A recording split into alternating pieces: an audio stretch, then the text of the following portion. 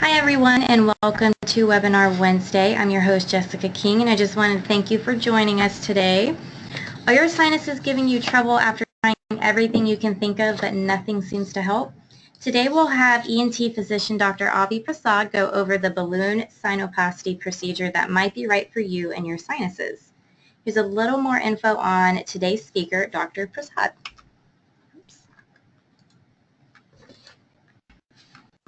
Okay. He is board certified by the American Board of Otolaryngology. That's a tricky one. His clinical interests include snoring, sleep apnea, dizziness, allergy, sinus disorders, hearing problems. Hearing problems, thyroid disorders, and salivary disorders. He joined Kelsey-Seybold in August of 2007. Which means that this August will be your 10-year anniversary with Kelsey-Seybold. So congratulations. Thank you. And he practices at the Fort Bend Clinic and also do you do your surgeries at the ASC at main campus? Most of them are actually in the clinic. Oh, well, perfect. There you go. And so that is a little info about Dr. Prasad. Don't forget that we'll be taking any questions that you have at the end of the webinar. If a question happens to pop up, just type it into your question box and we will do our best to address it after Dr. Prasad's presentation. And now I'll turn it over to you. Thanks, Jessica. Hi, everyone. I thought I'd go through the, the slides relatively quickly so we can leave the most time for questions. What is balloon sinuplasty? It's a relatively recent breakthrough as a treatment option for patients with chronic sinus disease. It's been around now in the order of about 10 to 15 years. It's no longer considered experimental for all of our patients. Safe, effective sinus procedure for chronic sinusitis patients that are seeking relief from uncomfortable sinus pain symptoms, chronic nasal congestion, sometimes trouble smelling or thick postnasal drainage. This is a very non-invasive procedure, as we'll see in subsequent slides. Candidates for this procedure include patients who've been suffering from chronic sinus infections and have failed therapy with PO antibiotics, nasal irrigations, and even sometimes PO steroids. Just briefly, sinusitis, as we all know, is an inflammatory disease of the sinus lining. In a normal, healthy sinus, as you can see on the left of the slide, the sinuses are well aerated. There's no swelling or thickening of the wall of each sinus, and there's no trapped or inspissated mucus in any of the sinuses. The left side shows a pictorial example of sinusitis with swelling in the lining of each sinus, as well as trapped inspissated secretions and sometimes frank purulence. If the sinus openings become blocked due to various reasons, but often it can be swelling, anatomic obstructions, then normal mucus drainage may not occur, and this can lead to the onset of recurring and or chronic sinusitis. This can be acute, lasting for less than 4 weeks. Subacute is another subtype that's categorized as 4 to 12 weeks, and then chronic sinus disease really are persisting symptoms for more than 12 weeks. The symptoms can include face pain, tenderness and swelling around the eyes, cheeks, nose, and forehead, sinus pressure or congestion, difficulty breathing through the nose, altered or loss of sense of smell or taste. Sinus headaches sometimes can be symptoms of this, and then thickened, discolored mucus either through the nose or postnasally into the throat. Teeth pain, especially maxillary teeth pain, can often be a symptom of this. Fatigue is a vague symptom, but is actually quite common and often is one of the main presenting complaints that patients might have who suffer from chronic sinusitis. Sore throat is very common from the postnasal drip, and sometimes it can cause halitosis as well. So how do we traditionally treat this? There's non-surgical and surgical treatment options. Non-surgically, we can use very conservative therapies like saline irrigations or steam inhalation. Sometimes over-the-counter antihistamines or nasal sprays of various types can be helpful. And then, as we all know, we often will prescribe antibiotics, nasal steroid sprays like Flonase or Nasonex, and even more vigorous rinsing with Nadipod or Neomed devices. Clinical studies show that about 1 out of 5, at least, patients with chronic sinus symptoms are not successfully treated with the medical therapy. So that leaves a large volume of patients that we can offer additional treatment to. Traditional sinus surgery, and this is what I mean by this, is the way this is done for 3 to 4 decades prior to the onset of the ballooning, involved removing bone and tissue to enlarge the sinus openings. The goal is to clear blocked sinuses and restore normal sinus drainage. This procedure had very long recoveries, often could be associated with prolonged pain and scarring. Another complication we'd see in many patients is they'd have very nice openings created, but because of the tissue that was removed, we've realized more and more that tissue was helpful in clearing or sweeping the mucus out of the sinus into the nasal cavity. And so sometimes we'll see patients where you can see everything wide open, but they still have a pus or just a bunch of thick mucus just sitting in their sinus, not draining outward. Balloon sinuplasty is a breakthrough, minimally invasive procedure that is performed by ENT physicians that can be used to treat chronic sinus disease. The process of this is rather straightforward. There's a very small balloon that's placed into the nose via the nostrils. We place this into the sinus ostia, or the channel that connects each sinus to the nasal cavity. It's then inflated along that ostia to restructure that sinus opening. This has a very quick recovery. I actually do this on my patients in the office, so there's no sedation or general anesthesia required. There's 4 basic steps involved with this. The initial step is to thread the balloon catheter into position. Some of these devices have guide wires. This depends on the manufacturer. Actually, the one I use most often doesn't have that, but that's an option, and it's just up to which device you use. Once the catheter is positioned properly in the area of blockage, you then inflate the balloon. That opens that sinus passageway. If there's active infection, often you'll see when we do this thick mucus and frank pus even draining out of the sinus. The last step is to open the sinus completely, and this is, when I explain this to patients, it's quite similar to angioplasty, except obviously we're working in mucosal and bony channels as opposed to blood vessels. I usually will do 2 or 3 inflations, and often we'll hold it for 3 to 5 seconds. There's some doctors that think that may help with long-term remodeling of the channel, so that's just a slightly variant technique that I use when I do it. What patients can expect after this, it varies. Obviously, all of us know our patients just feel and pain differently, and often have different thresholds and different expectations about what to feel. But I really haven't seen anyone have this in the office and not be able to return totally normal activity within 2 days. I have many patients who go back the next day. I've even had a few that had it in the morning and went back to work that afternoon. The relief varies also, so I always consult patients about that, and it tends to help certain symptoms in certain patients more than others, and obviously the CT findings also impact the symptom relief results we'll get. In one study, it was reported that symptoms improved in about 95% of patients at an average follow-up period of 9 months. Another study reported significant symptom improvement up to 2 years after the procedure. How long does this last? Part of the problem with this is this procedure hasn't been around that long yet, and so as the number of patients getting this increases, we'll probably get more useful data on that. Definitely this depends on other variables, like does the patient have severely undertreated allergies? Do they stick to some kind of daily routine? I usually have patients use nasal saline and at least Flonase daily for a while after this, sometimes indefinitely.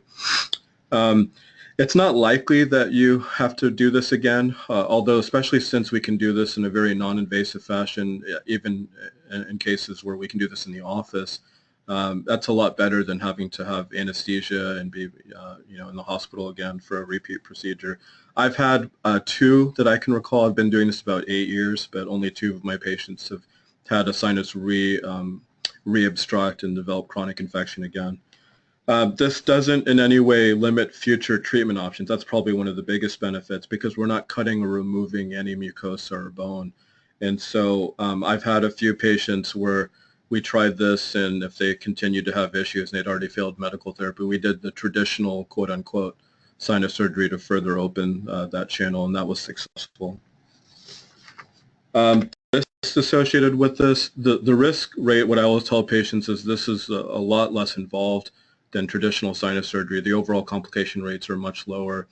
There are some risks associated with this. Minor discomfort is normal. Many patients will get a headache in the forehead region the first day, which passes on its own. There can be mild trauma to the tissue and mucosa, but again, orders of magnitude less than traditional sinus surgery. Persisting infection is always a risk, so obviously it may not work, or it may only partially open a sinus. Optic injury and CSF leaks are the most serious complications. I'm not aware of any reported cases of optic injury with the balloon technique. That probably happens in about 0.2% of cases with traditional sinus surgery, depending on which sinuses you're working on. I am aware of one case report of CSF leak. This can happen if you force the balloon catheter into a region that unfortunately turns out not to be the patient's true anatomic sinus ostia, so you could create a false channel and then allow CSF fluid to leak into the nose. I've never seen that happen, but there is one case at least documented in the literature. With that, I'll stop and leave time for any questions that y'all have. All right, I actually have a couple that I want to start us off with. So one of my first questions that I would ask if I had to get this procedure done is if it's painful. Yes, every patient asks that. This kind of depends a lot on the general anxiety level of a patient and how tolerant they are. I found over the years there's certain things you can do to test them. Obviously, you can just ask them, how do you think your pain tolerance is? Do you get anxious with procedures? And if a patient comes in and says, they faint every time they get their blood drawn, it may not be a good idea to do this in the office. What I've done, though, is I'll actually scope them before the day of the procedure and use some of the instruments we would normally be using and just touch the area around the sinus openings. If they just slightly grimace or say, oh, it's a little uncomfortable, they're usually going to tolerate this very well. If someone starts screaming or becoming hysterical, then obviously that may make you have more caution with that patient. It really doesn't hurt. So we numb the patients with topical anesthetics, and then once the topical anesthesia takes effect, we actually inject local anesthetic into the nose and the turbinates and the region around the turbinates where the sinuses drain out. And I really have been pleasantly surprised with how well patients tolerate this. Very few, if any, tell me that it really hurt them while we were doing it at all. So you do stay awake during this procedure? When I do it in the clinic, yes. I do offer patients the option if they want to take a Xanax or a pain pill before. Some patients choose to do that, and they're still awake, but it definitely helps them relax, as you said, and they just need a ride, obviously, if they do that. But I have many patients who take no pre-meds at all, and they're wide awake. Okay. Another question we have, are patients with deviated septums good candidates for this procedure?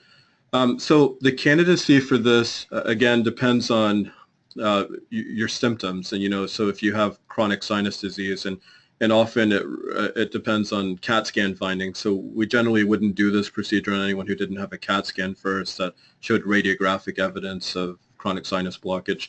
So if, let's say you have a deviated septum and you really don't have chronic sinus disease, and you just have trouble breathing through your nose, in that situation, you would probably benefit just from getting your deviated septum fixed. Assuming someone really does have chronic sinus disease and concurrently has a deviated septum, absolutely, this is not an issue. Some doctors, if it's not significant enough to block where the sinus is drained, they'll just do the balloon sinuplasty like they normally would. What I've done more recently is I can actually fix that in the office as well. And so usually what I'll do is let patients know they have the option of having that corrected, especially if they have nasal congestion as a symptom. And then we'll do the ballooning, and then at the same time during the same procedure we'll fix the deviated septum. So that's not a variable that would impact whether you can have this done or not. Another question we have is if your sinuses are packed, how can you get the balloon up there? That's a great question. So sometimes the opening, the ostia between the sinus and the nasal cavity is really scarred or narrowed or maybe blocked with a polyp. Depending on what the reason is that it's blocked, that may influence your decision on what technique to use. For instance, if there's small polyps there, usually you can get the balloon past that without issue, believe it or not. If there's large polyps there, you may have to remove the polyps first and then decide if you still need to use the balloon technique. I've had cases where it's difficult, and so one thing that wasn't really clearly explained, I guess, it kind of gets more into the technical aspect of doing this. Those balloon catheters have LED wires on them, so if you're having trouble getting it into the sinus osseous, or you're just not sure, you want to double check, we can advance that wire through the inside of the catheter, and it's really neat. If it's in the right place, you'll actually see a very bright red light light up on their forehead if we're in the frontal sinuses, or on their cheeks if we're in the maxillary sinuses. And so if it's a really difficult one or packed one, often what I'll do is use the light wire more and slowly dilate the tract until I'm confident the light wire is exactly in the right place. So that's a tool we can use to help. But I haven't had a case where we couldn't do it. I mean, certainly some are more difficult, but usually we can still manage to get the catheter in the right place. Kind of on the topic of the balloon, can you go over what the balloon is? Because obviously it's not a balloon you blow up for a party, so yes, what do we expect? Yeah, absolutely.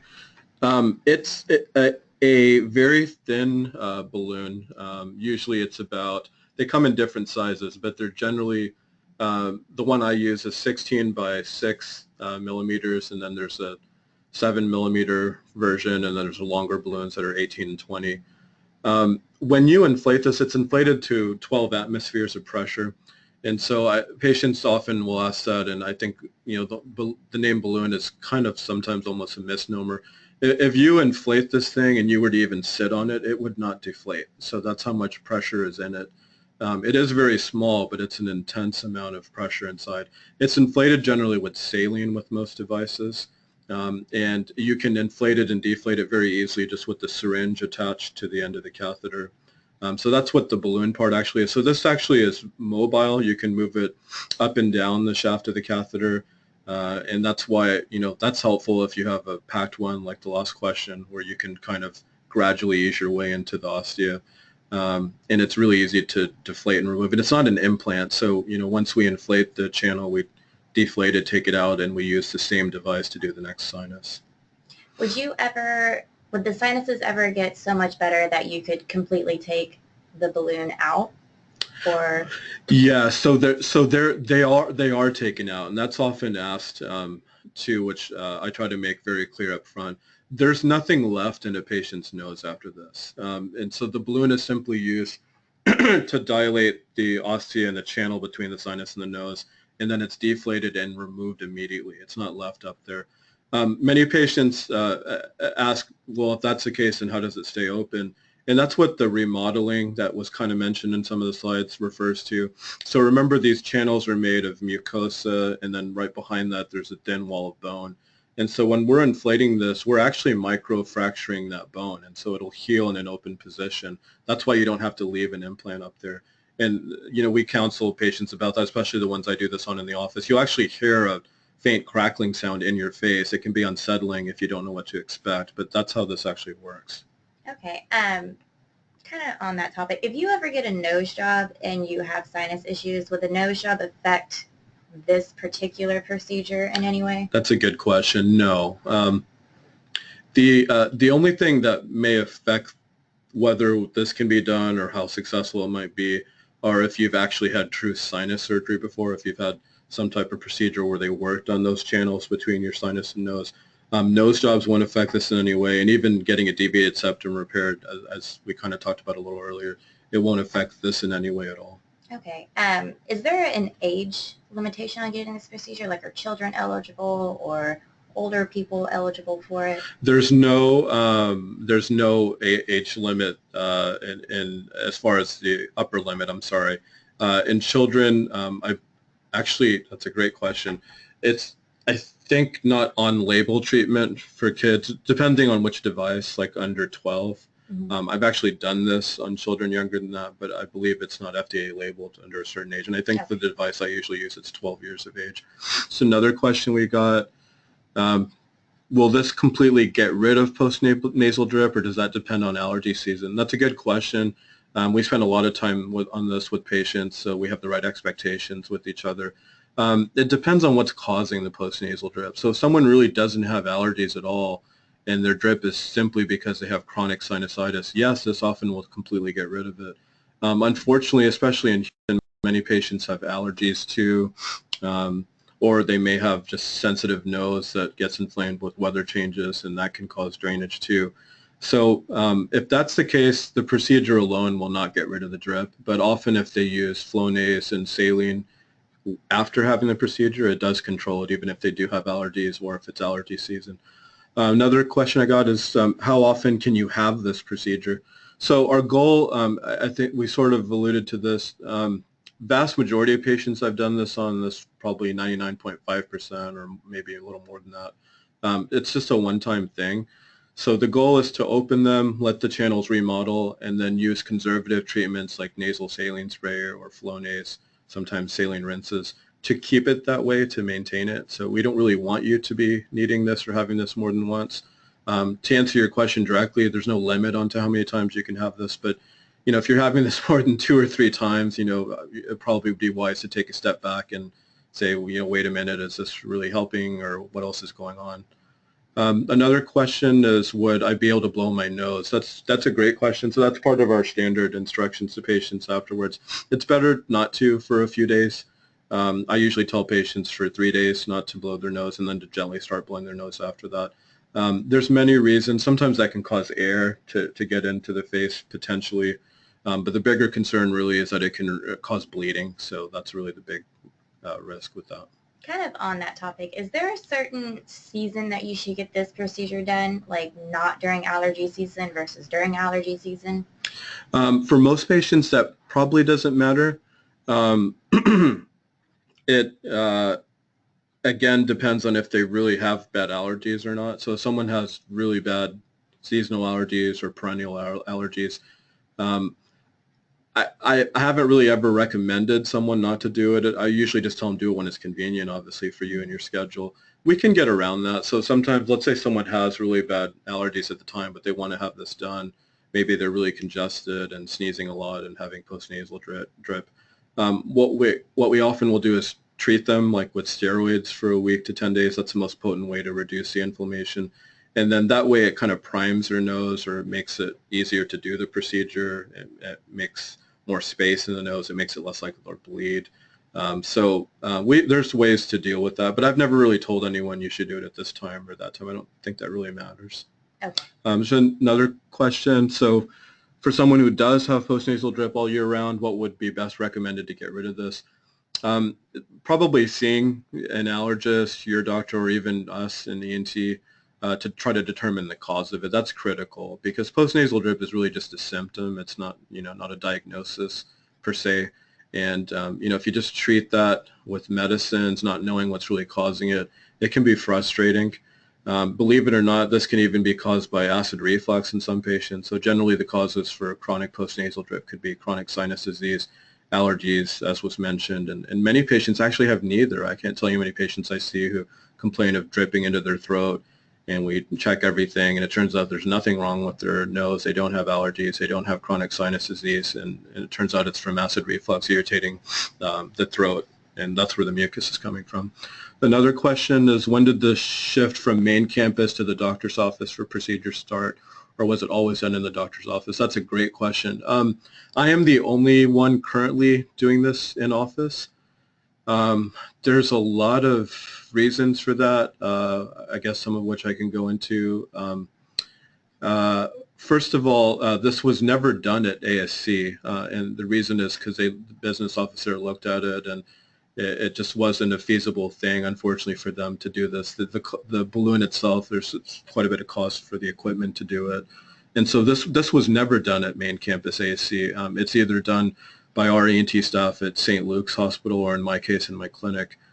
There's kind of a push, for lots of reasons. Some of it is, to deliver high quality, cost-effective medical care. And so more and more we're trying to see what we can do in the clinic, and patients tolerate this well. And I went through training many years ago by doing observerships with docs who are already doing this in the office. So for me, I always wanted to do it that way.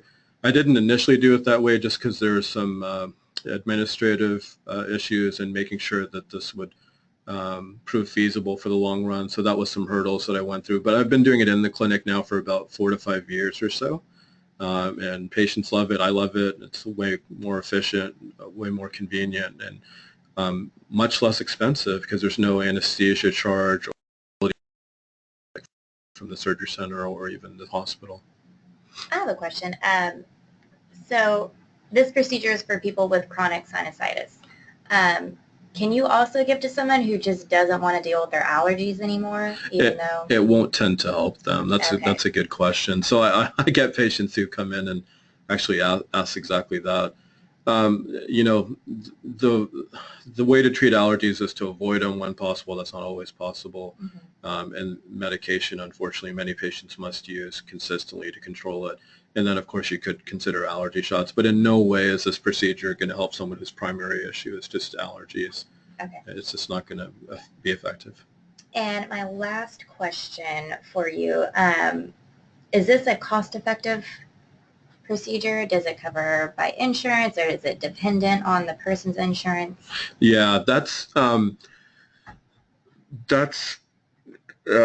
big issue, and it's becoming more of an issue. And I think the problem is, particularly for this specific procedure, the overhead cost is higher because the balloon catheter itself, it's not a reusable device, and so it's, you know, one per patient. And so there's a lot of fixed costs with this. And so in the last year, every year we get letters from the insurers about, you know, the refinements and the criteria for doing this. So currently in our clinic now, the main PPO providers that we might be seeing patients, or at least I might see for this, are Cigna or United patients. And they've gotten more strict. They're reasonable. I've had a few cases where I really thought someone needed it, and I got on the phone, and with a review, they approved it. But in general, what they want to see is 12 weeks of symptoms. And even though we showed that slide with all the symptoms, they tend to focus on core symptoms, and they define those as nasal congestion, facial pressure, postnasal drip, and hyposmia, or trouble smelling. So they want the patient to have 2 or more of those for 12 weeks, and they want proof documentation that they had antibiotics for 4 weeks and still didn't respond to that. And then what's changed this past year is now they want radiographic evidence, which makes it even harder because sometimes patients may temporarily clear. And so they want to see on the CT that there's more than 3 millimeters of thickening in the lining of the sinus you're trying to balloon. And if it meets all that criteria, they will still cover this, and there's no issue at all. Now, as far as how much the patient costs, of course, that depends on, you know, do they have a deductible plan or not, or a co-insurance type plan, and if they have a deductible, have they met it or not? And so all of those things can play a role in that, of course. All right. Well, I think we're actually out of time for questions. So I just wanted to wrap this webinar up. And thank y'all for tuning in with us, and you just received some great info on how this breakthrough surgery works, and hopefully it will work for you if you need it. This is going to conclude our webinar. I want to say a big thank you to you, Dr. Prasad, for doing such a great job and giving us all the info. And thanks to all of you for joining us this month. Be sure to join us next month for our next webinar on April the 5th, Skincare 101, with dermatologist Anita Mehta. Tune in to hear about how you can keep your skin healthy and radiant, especially with the upcoming summer months. Don't forget to follow us on social media and join in on the conversation. Thanks again for tuning in, and we'll talk to y'all next month.